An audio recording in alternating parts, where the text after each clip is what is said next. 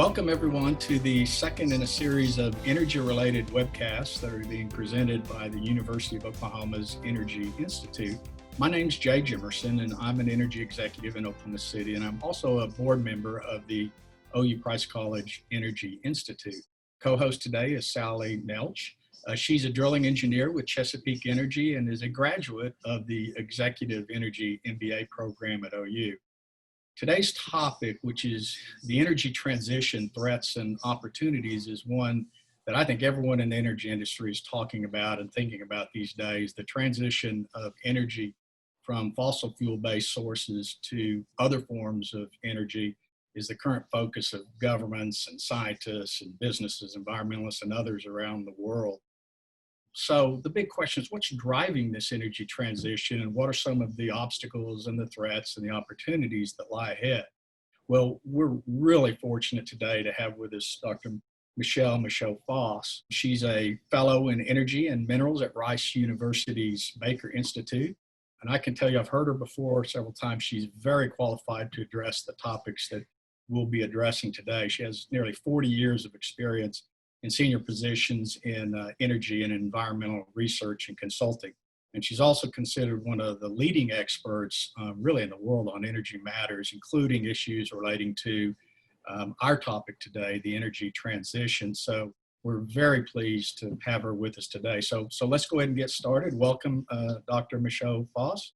I'll start with a kind of a general broad question to kick us off. What exactly is the energy transition and what's driving it? Good question. Humans have been through lots of energy transitions. Why all of a sudden is this one in the news? That's probably the most compelling question. What makes this one different than the others? Nothing, really, to tell you the truth. It happens that it's driven by the most obvious thing that people would be thinking, which is views, political views, perceptions about the environment, about climate. In particular, the question whether our industrial emissions are interacting with the atmosphere in ways that might be causing things to change that would affect us, affect the planet, and so on. Of course, we have no idea. These are in the vast realm of unknown unknowns, is whether or not what humans do makes any difference at all in this. But it has become, and I'm going to be very blunt here for your audiences, it has become a political driver, a wedge. The idea of energy transition is to both address what people are concerned about, but also to set a new agenda, to set a new political agenda, a new political economy agenda, because much of what is involved in this entails ideas that people have about how the global economies should work, how national economies should work, how we get things paid for, what our national income accounts look like, and so on. So it's a very deep, idea in that respect. In a nutshell, the idea is to simply push out fossil fuels. I mean, this is in the simplest version of it, we would replace our legacy fossil fuels systems with something else. And presumably, the something else that we would replace our fossil fuels with would be better in terms of emissions contribution, but also hopefully better in terms of better technologies, more reliability, and so on. The problem is that the jury is out on all of that stuff. So all of the things in the mix that we've talked about, electrification, digitization, all of those things, the devil's always in the details. On our math, to do any of the things that people talk about, 100% renewables, converting transportation fleets to electric vehicles, providing battery energy storage for all of that. Notably, no one talks about using nuclear energy. We'll come to nuclear at some point in the conversation, I guess. All of those things require an industrial base worldwide, that is materials intense, energy intense, and has implications.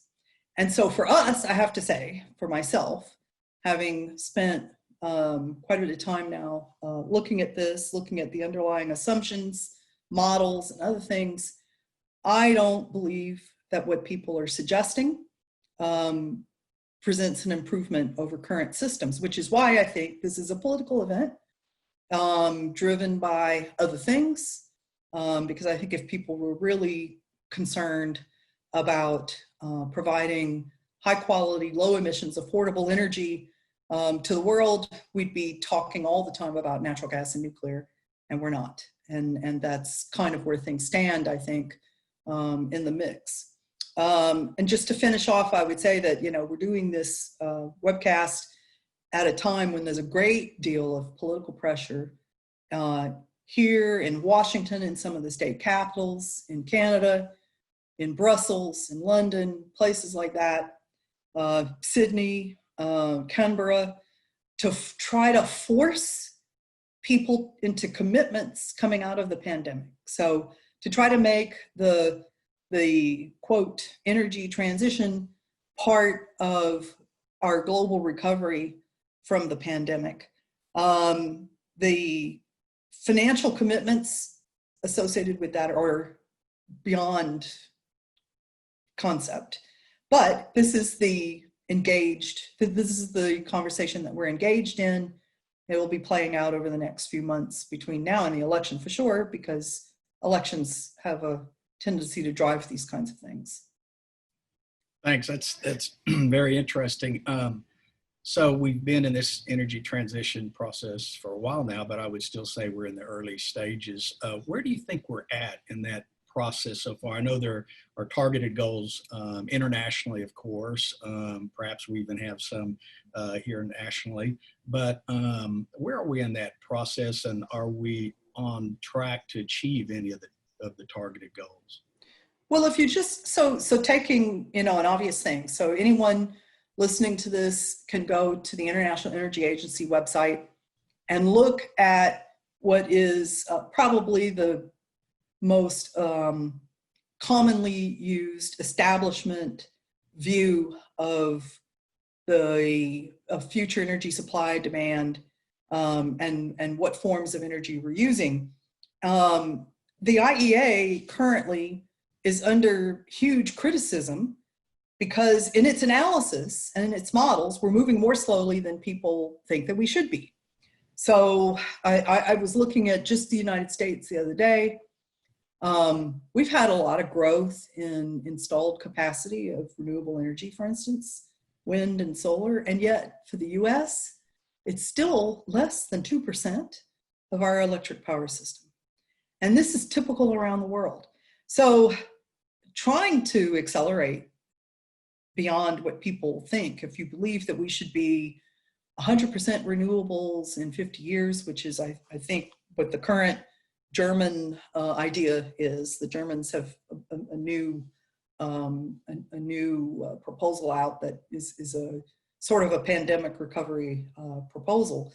Well, to just, for a country like that, with its industrial economy, to try to get to 100% renewables in 50 years, when the German percentage right now looks about like it does here, actually less when you look at just Texas and the amount of wind energy that we dispatch in Texas on a daily basis, gives you an idea as to how long this will take. So the problem is that everyone's got a perception that, the timing is now. We should be further along now. We should have many more options installed and ready to go than we do. We certainly should be moving aggressively so that we've got a doubling or a tripling of existing capacity in 15 years, 20 years. These are the kinds of things that are getting tossed around, but it has to be doable in order to actually be realized. So generally, I guess the short answer is the world has been moving much more slowly than people would like it to, because it's expensive and it's hard and it's clumsy. And there aren't good suppliers and good options for building supply chains. and to try to accelerate the way people believe that we need to accelerate is going to be very difficult to do. And all of that is going to have costs associated with it that nobody wants to admit to. So listening to you then, it sounds like there are a bunch of major obstacles out there. I know I read an article recently about the huge challenges and obstacles that they've been facing over in Europe, speaking of Germany. So what have been some of the major obstacles that have been faced in the energy transition process, and how do we tackle those? How do we face those? Well, we've got one really big challenge, which has been in the news quite a bit. No one quite knows what to do.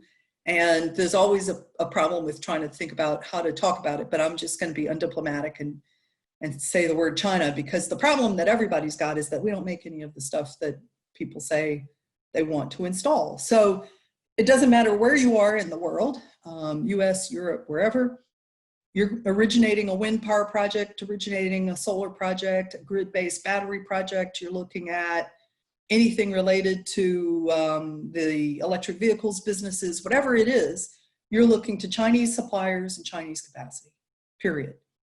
We have no access to the critical supply chains for any of these things. We have no access to the raw materials, which is a reality that everyone has slowly been waking up to.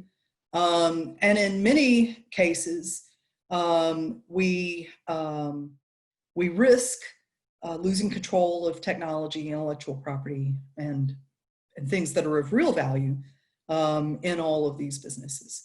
So everyone is starting to face the music on this. There are ideas about things. For instance, people look at Poland as kind of an industrial location within Europe to try to grow battery manufacturing capacity.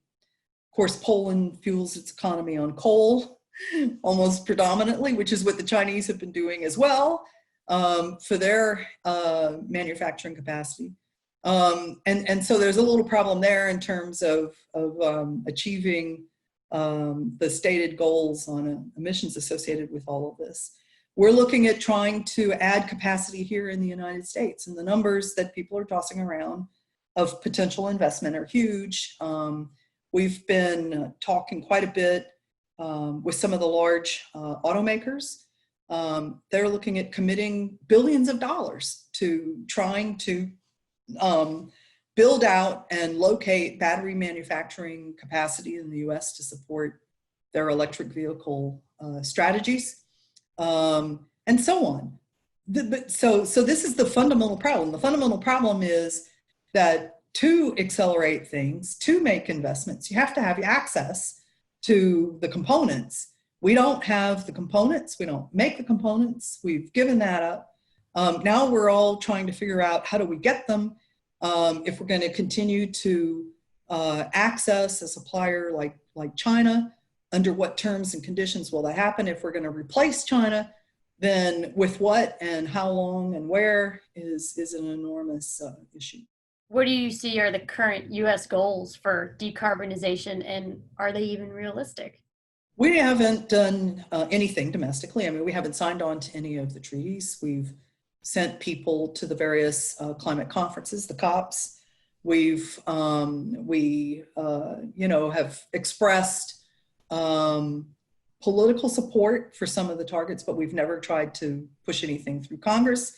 And I think even today, if we tried, it would be extremely difficult to do, especially given the fact that everyone is looking at the data and realizing that countries can't meet their targets anyway. And in our case, in the United States, by default, we actually have more or less met our targets. We're back to whatever the emissions level, even before the pandemic, before all of this stuff started happening, we're back to pre-2000, I believe, emissions levels by virtue of the fact that our energy mix has just shifted around. So we use more natural gas. So we've got a nuclear fleet that has continued to perform over time, and we've modernized a lot of our industries. We've given up a lot of heavy manufacturing, in particular. And as a result, the United States on emissions looks better than most of the signatories to the Paris Agreement, for instance. So we don't have stated goals. It ends up being a confidence, a level of confidence that industry will respond in ways that make sense. And that's what's been happening. Part of the energy transition, it's really electrification where this energy transition is going to meet the everyday consumer, both from a power perspective and from a transportation sector. Although coal and natural gas historically have been used to generate that electricity around the world, they also contribute to the greenhouse gas emissions that people of my generation are really rising up more against. As a net zero or low carbon emission world would require significantly less fossil fuels to generate this electricity demand, and more use of renewable energies would be required, is decarbonization through renewables actually attainable? The problem, as I said before, is that every alternative has consequences. So when you look at renewable energy, for instance, you generate emissions making all of the components because you have an industrial base that you have to utilize for that. You actually generate more emissions per BTU of energy capacity and delivered output because it takes more capacity to deliver the same amount of BTUs as you can get from legacy conventional energy systems. And this is a persistent problem. It's a problem of physics and chemistry. Energy density matters. And so if you're going to invest in something, you want to invest in things that are higher energy density, not lower energy density. But we're choosing to emphasize the lowest energy density stuff that's available to us in the form of renewable energy. So you're creating emissions by making the components. You're creating the emissions when you install the components. All of the components are intermittent, so you have to have backup power and balancing and system integration capacity on your grids. You have to replace the energy storage value that exists inherently in fossil fuels because you no longer get that. You can't store wind, you can't store solar. So the magic answer is to use batteries to try to make up the difference, chemical battery storage. That creates a whole additional supply chain with attendant emissions and attendant environmental impacts to extract battery minerals, manufacture batteries, which is one of the most energy intensive things you can do, all to replace the inherent value of energy storage that exists in fossil fuels and uranium. Now, you have to add all of that up together, and if you were fair, make a judgment about whether you're better off in the end or not. And what I'm arguing to you all is that people have not done this sufficiently, and we're not better off at the end. I also want to suggest, since you brought it up, Sally, you and your generation, there's a great book coming out by Michael Schellenberger, who is stirring the pot on this, and everyone should read what he thinks about what we need to really be worrying about when it comes to environmental issues. For him, climate is just like not at the top of the list anywhere. And for somebody who's spent a lot of time in different parts of the world helping or trying to help other societies to develop, I did my share of that on USAID and State Department projects all over the world. His belief is we need to industrialize in order to advance societies towards cleaner fuels and lower emissions. And I'm on board with that 100%. So what I think people need to think about doing is how to use the legacy fuels and systems in the very best way that we can, the most efficient way that we can. And until we're able to comfortably do things in ways that make sense, both commercially, technically, and so on. That sounds like a bit of advocacy. Well, too bad. So as part of renewables today, because we brought up how expensive they are, especially for somewhere that's progressing their economy, what do you think renewables should continue to be subsidized as they are today? Oh, not at all.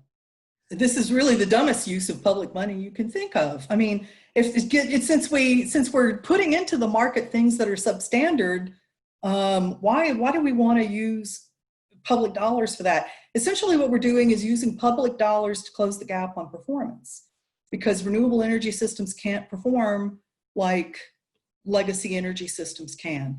If we can get them to a point where they make more sense, we can think about having them come into the market on a standalone basis, and have them make sense.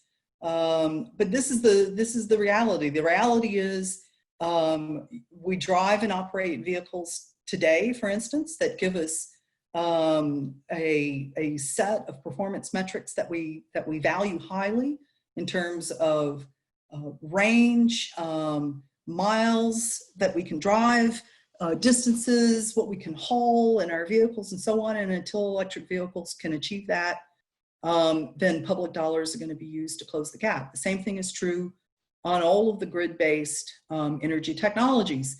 Until you can deliver 100% of your deliverability from a power source on a regular basis, on a reliable basis, you're going to be using public dollars to make up the difference.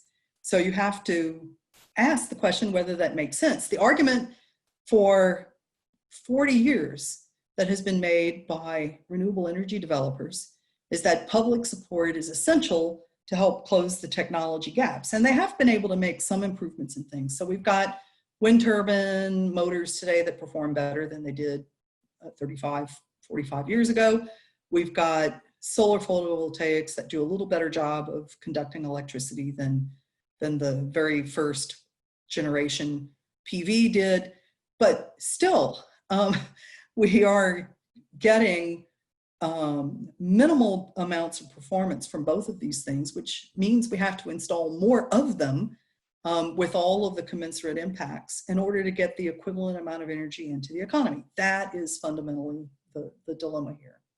For those out there like me who are in the business, in the E&P business, exploration and production, we're in the business of supplying oil and natural gas for ultimate consumer use. What does our future look like? What will be our role during the next 20 to 40 years? You are still going to be around, and boy, do we need you. This is the most important reality of all. And it's probably the part of the IEA's outlooks that, as the years go by, they get the most criticism for them, because every year they roll out the World Energy Outlook. I've been a peer reviewer of the WEO for a long time now. And for all of the changes that people talk about around the world, those wedges of hydrocarbons are still there, and they're still as large as they ever were. And there are two reasons for that. One is, again, humans being humans tend to fall back on the things that work the best. So you need reliable transportation, reliable power generation. You're going to rely on your hydrocarbons for that mix. The more you can use natural gas, the more you're going to want to use natural gas, because it's a cleaner burning fossil fuel, right? So we find that wedge of natural gas just keep growing and growing and growing and growing all over the world. It's been growing in the United States, even in our big market, which is amazing to think about. So we have this harsh reality on the energy side. It's just hard to move hydrocarbons out of the picture. No matter how you look at it, these fuels are flexible. They can be stored, they can be moved, they can be transported. We can do so many things with them. Now add to that the material side, and this is what nobody talks enough about. So any advanced technology anywhere out there is going to have, as part of it, composites. So whether it's your laptop computer case, whether it's the pack that contains a lithium cell battery, no matter what it is, we have advanced composites in the mix that are essential, and all of them are hydrocarbons derived. A lot of what people think can be done to improve performance of existing technologies. For instance, the combustion engine, which in all of the years of people trying to get electric vehicles into the market, one of the biggest problems they've got is that combustion engines continue to be improved on. So how does this happen? One is you change the vehicle design. So you use advanced composites, lighter weight, but that give you all the safety protections and everything else that you need in order that so that a customer, an owner of a vehicle can hit the road and be assured that the vehicle is going to be able to perform. You get improvements in miles per gallon, and you're just as safe as you were in the old heavy duty steel body designs. So this is where hydrocarbons really are important. And then just about every university anywhere, yours up there, ours, universities in Canada, Europe, Asia, everywhere, are looking at advances in what we can do with hydrocarbons. How can we take these incredibly valuable molecules and recombine them into even better advanced materials that allow us to do all of the things that we want to try to do better globally? So we have to continue to deliver hydrocarbons into the system for materials as much as anything else. The trick for the oil and gas industry, the interesting thing about all of this is that when people look at the industry, what they want to do is they want to push out the transportation fuels, for instance. I mean, that's one of the main things that people want to do. But in order to make the molecules competitive for other uses, you need to leverage your industry value chain as much as you can, right? So you go out and originate an exploration project for hydrocarbons. You've got all of the midstream and downstream capacity that has to get built, developed, the monetization that has to happen. It's a heck of a lot to do that for as much volume as you can produce than less, right? So the more that you can produce hydrocarbons that serve multiple purposes, the more affordable they're going to be for everything, right? So in order to make those molecules to continue to be affordable for materials, they're going to stay in the energy mix because it helps to leverage the cost of finding, exploiting, and delivering these molecules into economies. And that is why it's so hard to get rid of you, in a nutshell. That's good news. Sally, I'll turn it over to you. So recently, you've seen a lot of majors come out with green initiatives. And do you see these new business opportunities in green energy as part of the overall transition or something else? Well, everyone is trying to respond to the public pressure as best they can, public and political pressure. And so over the years, of course, there have been any number of announcements, although mainly by the European companies. So let's be honest about that. Shell, BP, Total have been much more under the gun on all of this than our companies here have. But even here at home, you know, of course, people are trying to be as cognizant of public perception as they can. Looking at all of the announcements that the companies have made and actually going beyond that, visiting with them and talking to them internally about these businesses that they're trying to build. Of course, the people who are involved in trying to build them believe in them. So they believe it's worthwhile for Shell, Total, BP, et cetera, to look into these potential new technologies and businesses for diversification. However, it has to fit with what a company knows, right? And so one of the things that seem to be the most difficult is when they step out into the things that are the most different for their businesses. So plunging into offshore wind projects, for instance, or retail power companies or whatever it is a really difficult thing to do successfully for a major oil company.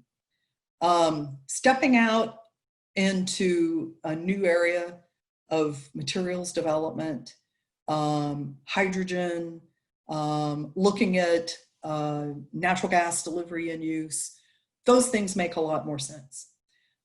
trying to look at your own businesses, your own processes, see where you can capture your own emissions, reduce your own emissions. Obviously, everybody's trying to do that. Nobody wants to lose molecules, right? You're losing money. It's like little dollar bills floating, off a well site. Sally, you know this. Fugitive methane emissions. Who wants that? You try to minimize that as much as you can. So everybody's been working on solutions for these things. So for the industry, generally speaking, where it looks to me companies are having the most success and are doing the best thinking is where the things that they're looking at are the most consistent with their core businesses, their management expertise, their science and engineering staffs, and their ability to fold it into their existing businesses and business operations. And where it looks the worst in terms of shareholder value getting destroyed is where they're stepping off into directions that they know nothing about. Let's go ahead and switch our topics again. Let's switch to something that plays a huge role in the energy transition process, and that's batteries and batteries technology. Due to the intermittent nature of solar and wind, you have to have a lot of energy storage to manage those problems. This is currently being done primarily through the use of batteries. Elon Musk and others continue to seek improvements in battery technology, including lowering their overall cost. And you also have fuel cells thrown into the mix. However, there still are practical limits when it comes to those strong electrons with batteries. I know that this area has been a focal point for you as part of your research. Can you describe where we are today when it comes to battery storage technology, including costs and other challenges, and where we need to be if we're going to rely on renewable sources in the future? Part of the reason why renewable energy, wind, solar components, and batteries look attractive to people is because what everyone has seen is a fall in cost for these components. So over time, it looks like the cost of wind has gone down, the cost of solar has gone down, and the cost of battery energy storage has gone down. And these are the cost for the components themselves. So let's be clear about that. It's not the cost of the energy delivered from them. That's a whole other ballgame, but it's for the cost of the components themselves. And so that's part of the investment question, right? How much do I have to pay if I'm going to develop a wind power project? How much am I actually going to have to pay for that equipment? For solar, how much do I have to pay for that equipment? If we're going to use batteries for electric vehicle designs or for grid-based storage, how much do I have to pay for that? So part of the reason why all of those costs have been falling, in fact, the major reason why all of those costs have been falling is because of what I said earlier. Unfortunately, China makes 60 to 70% of the available battery energy storage in the world today by itself. That's an enormous amount of capacity controlled by one supplier. The Chinese, not at the national level in many cases, but also at the provincial level, have invested in and installed battery manufacturing capacity all over the country. They've also installed, they've basically doubled since 2012, their coal-fired generation capacity to support all of that manufacturing. We've just finished mapping all of this. By the time this is posted, people will be able to go to the Baker Institute website and they'll be able to see a dynamic map of energy infrastructure in China that now includes battery manufacturing locations and electric vehicle manufacturing locations, along with all of the expansions to the power generation infrastructure and the country's backbone oil and gas infrastructure. The Chinese also have been adding nuclear capacity, so we need to own up to that. They've also been adding renewable energy capacity, but not that much, not nearly as much as what people think, because of all of the attendant issues and problems in using renewable energy.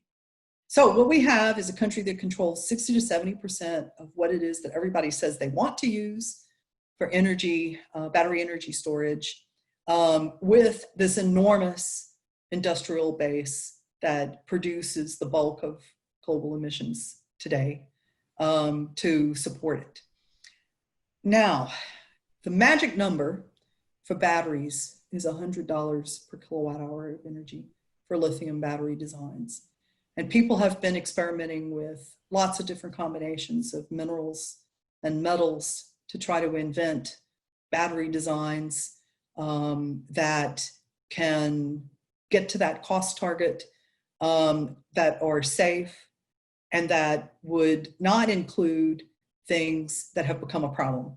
In your list of questions, you mentioned cobalt. Cobalt isn't the only mineral out there that's a problem. We have lots of minerals that are problems because of where they occur, how they're extracted, Chinese control of sources and points of extraction in different places and so on, or because the minerals and the materials themselves are very toxic and very hazardous and very difficult to work with, and therefore have to be treated in particular ways in hazardous material supply chains.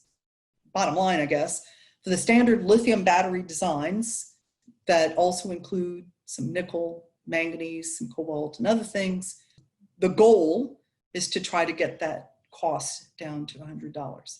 But that assumes continued production and continued dominance of Chinese capacity. No matter who you talk to or where you look, when you try to diversify away from that, the cost curve bends up. If you try to come up with a different combination of minerals and metals to address some of the persistent problems in performance, safety of lithium-based designs, the cost curve bends up.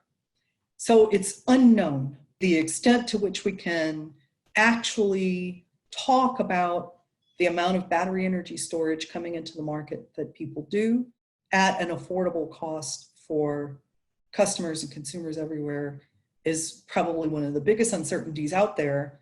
But it's not well understood because, believe me, getting data and information on all of this is not easy at all. So there's that gives you a benchmark, an aspirational benchmark. One of the things that is well documented is that by packing more lithium into a battery design, you can improve energy densities. And so we've seen that, and that's been part of the cost improvements in batteries over time. So we've been able to go from 100 or so in a rough measure of energy density per kilowatt hour to say 250 by adding more lithium. But lithium is very unstable, which is why the mineral combinations around that are a subject of a great deal of research and development out there. The current lithium battery design that's being talked about for electric vehicles, what we call the 811, which adds more nickel to replace the cobalt to try to reduce all of the problems with cobalt supply. That battery design is an improvement in terms of energy density, but it also is heavier. Nickel is a heavy metal. And it's also, again, a technology that's controlled in China. It's not, there are no 811 battery manufacturers or developers outside of China. So you've brought up trying to reduce the amount of cobalt in battery technology, and Tesla recently received approval from the Chinese Ministry of Industry and Information Technology to use a new lithium iron phosphate battery, the LFP, for their new Chinese-made Model 3 sedans. These new batteries do not contain any cobalt. Is this the game changer needed for electric vehicles from that environmental perspective? Or are we still it's a game changer in the Tesla announcement. We get calls all the time from people trying to understand what commodity markets are going to look like for all of this. What are we really going to need of any of these minerals? What will be the value of these minerals going forward? Of course, you know, everybody wants to invest in new successful projects to be able to supply these minerals into the battery manufacturing mix. Everybody has a battery formula. So there's a battery formula for every proponent. I mean, you know, it's amazing. Which means that trying to figure out what we're actually going to be using more of and from which places is really hard to do because we don't actually know which of these batteries will solve problems, which ones will be able to be produced successfully, be able to come into the market, you know, in a commercially successful way. And so it's probably one of the most speculative arenas out there. And it's been this way for a long time, because every time someone proposes a new battery chemistry mix, people go off, they start looking at it, it gets tested, it gets vetted, and most of the time, the vast majority of the time, these things just don't prove up. So we also have a very healthy population of failed battery enterprises out there, as people have tried to solve problems. Now, all due respect to Tesla, of course, they've been pushing the envelope more than a lot of others, and they may come up with something. But this is not an easy problem to solve. And think about what you're trying to do. You're trying to store as much energy as you can. You're trying to get as much performance from a battery as you can in terms of cycling and so on. You're trying to keep it from degrading. You're trying to keep it from failing. You're trying to keep the user of the battery safe from the battery itself. And then if you're good, you're thinking about what you're going to do at the end of the life of the battery, where it's going to go, how it's going to get disposed of, whether it can be recycled, and so on. Believe me, none of the stuff at the end of the life cycle has been successfully tackled by anyone yet. But this is another big part of the push, is to try to figure out the end of life side of all of this. And have all of that work in the magic $100 price tag. Well, we, Michelle, are about at our 45 minute mark. I could sit and talk about this all day, by the way. This is fascinating. I love listening to you. I'd love to have you come back. I made some notes of some things you mentioned. I'd love to visit with you more about hydrogen fuel cells, and how hydrogen is made. We keep hearing about that, and that's going to be an important part of the mix. So I'd love to visit with you more about that, hear your thoughts on that. And of course, I can tell that nuclear is also very important to you, and we didn't quite get to that today, and I would love to discuss that some more. And then lastly, something that I find fascinating is carbon storage and sequestration, and where we're at in that technology, and trying to implement that as a part of the energy transition. So I hope you will come back and visit with us again, and that in the near future, Anytime, we can come back and address these remaining very important issues. And so with that, I just want to say thank you, and then I'm going to turn it over to Sally and let her close us out. As we close out our discussion on energy transition, do you have any final comments you'd like to share with our viewers? this stuff is really important for people to understand. And you're not going to understand it by just reading one news source or one thing. And you're not going to understand it, unfortunately, if you rely on the general press for everything that you think that you know. People need to try to read as deeply as they can, if they're interested. There are days when I wish everybody knew the periodic table by heart, because they would have an understanding of at least what we've got to work with around on Earth, here on Earth, and all the trade-offs across all of the different elements that are available to us. But we have what we have in society in terms of general knowledge, and again, it makes it easy for people to be persuaded that things can be done in ways in which they really can't. And in order to be able to make good decisions and make good choices, I commend you all for doing this program and doing the programs you're doing, because it's so important for people to realize that there's more to all of this than what they hear about. So I think all of us that are university-based, even if we're semi-retired like me, who are keeping a hand in, it's up to us to voice our concerns, say what we know, give people a better feel for the state of knowledge, and just try to push to try to get people to pay more attention and to think about things and realize that there are lots of different answers to the things that we're trying to accomplish, and to be accepting when it turns out that some of those answers end up being things that we already know or that we already have on hand that maybe are too valuable to let go of. So that's my final word. So on behalf of the OU Energy Institute, Jay and I want to thank you for the time and insights you shared with us on the transition. And to our viewers, we hope you'll join us again for our next segment of the Energy Institute's webcast series on the future of energy, where we will sit down and talk with Tisha Schuler. Ms. Schuler is principal and founder of Adamantine Energy, which advises energy companies on future-proofing against the rising social risks our energy industry is facing. Until next time, please try to enjoy your social distancing summer.